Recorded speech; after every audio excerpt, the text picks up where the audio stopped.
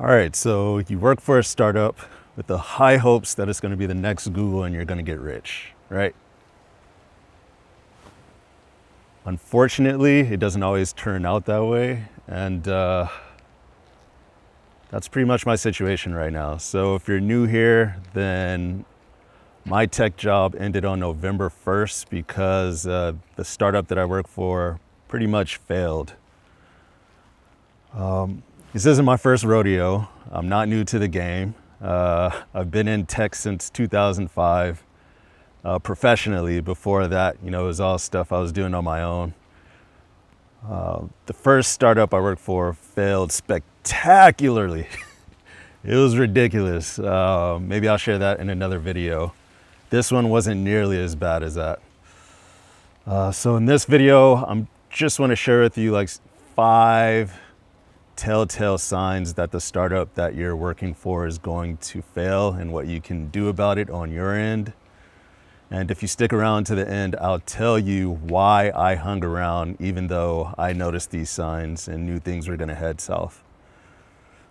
So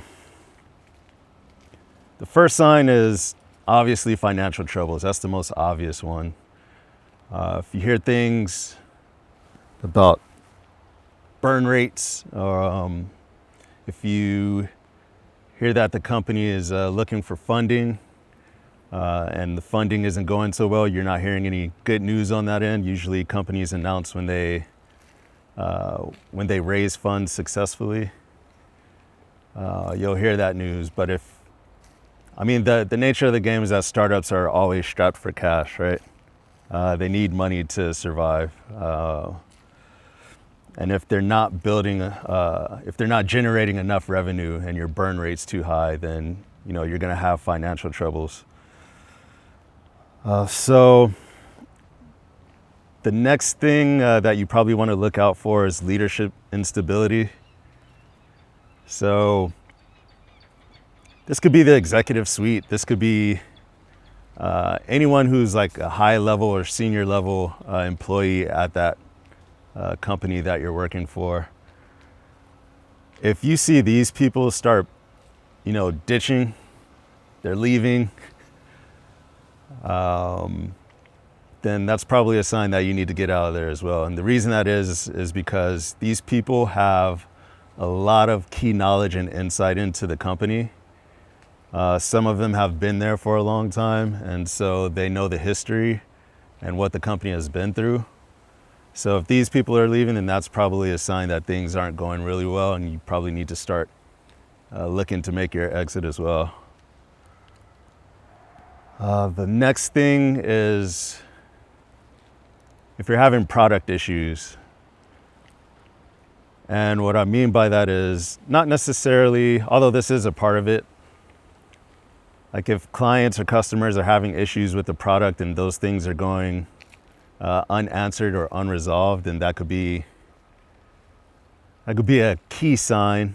But also, what I also mean by product issues is if the company you're working for is making way too many pivots within a short period of time, like they're trying to find something that sticks and nothing seems to be sticking or working out in their favor. And so they move real quickly again and try to pivot to something else, then, that's a key sign that you may want to start looking elsewhere. The product issues are if the company isn't keeping up to date with the product and making improvements on it, that's a clear issue. But yeah, if they just haven't found something that sticks and like has honed down on that, they haven't honed down on one key product feature or anything that can generate revenue, then that's an issue. I guess another key thing that you could look for is morale and communication. The particular company that I worked for, there were many rounds of layoffs, and to the owner's credit, or the founder's credit, I should say, because there are many owners. I'm still an owner of that company. I have shares. They've pivoted away to do something else. But they were pretty forthright with us from the beginning. You know, they're like, hey, we're burning a lot of money. We can last this much if we don't, or we can last this long if we do not raise any more capital. And yeah, they were just very honest with us. They told us what the deal was. But during all these layoffs that were happening, you know, morale can start to fade. You know, some of these people you work with, you grow close to, or you get to know them a little bit better. And so when you see these people start leaving or getting laid off, then, you know, that could be a morale killer. But one thing that I didn't like was that in some of the later rounds of layoffs, they were silent layoffs. They would lay people off and not say anything, not make an announcement or anything like that. So you want to be on the lookout for things like that. If communication starts breaking down, then you can bet that, you know, things are headed in a bad direction. So if things are held quietly, you know, there are things being said behind closed doors, then, you know, that could be a major issue, something that you want to pay attention to. And the last thing is an increased focus on cost cutting. Like if all you're doing is cost cutting, you're not, you know, working on or building new features or anything like that. Everything becomes cost. Telltale sign. And I guess that kind of ties with the first one. You know, of financial troubles. And this again, you know, the company that I work for, they were 100% honest with us with all of this stuff. Like one of the founders, he comes from the financial sector, but you know, he gave us details about our company in conjunction with the broader economic state of the United States. You know, we were coming out of the pandemic, and you know, inflation is through the roof, and we're an e-commerce company. And it's like people are struggling to pay bills and to buy food. The cost of everything has gone up. And so in an economic state like that, and you know, when the economic future of the country is uncertain, then, you know, people are less likely to spend money that they don't necessarily need to be spending. So that's the state that they were in. And, you know, he was 100% honest with us with all of this stuff. But, you know, as time went on after he made, you know, those announcements, it's just like a lot of the things that we're doing were all about cost cutting. And like I was a huge part of those efforts as well. And I did all that I could. But eventually, like, the company ended up pivoting away and doing something else. And so the division that I was working with, you know, they just got rid of that. So yeah, if you notice any of these signs, then, you know, the best thing that you can do is panic. The best thing you can do is be prepared for all outcomes, which means having your resume updated and ready at all times. You know, you want to start reaching to your network or reaching out to your network, your friends, family, LinkedIn, start looking for new opportunities. I think that goes without saying. But yeah, you could just be prepared for anything if you're seeing these signs. Yeah, startups, they're fun, they're exciting, they're all about risk and reward. And, you know, sometimes things just don't work out. And that's just life. That's how things are. Sometimes it's timing, sometimes it's luck. Sometimes you have all the backing that you need in the world to succeed. You know, there are many factors that come into play when you're working for a startup. I guess the most important piece for me is, like, how do the people who run the company handle failure? You know, are they terrible leaders and, you know, have a lot of poor communication?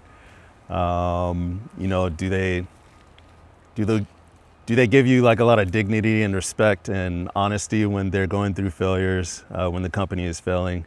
And I think that's the most important thing, how they treat you as a human, even though, you know, their company is failing. So I can say that the company that I work for, they treated me well.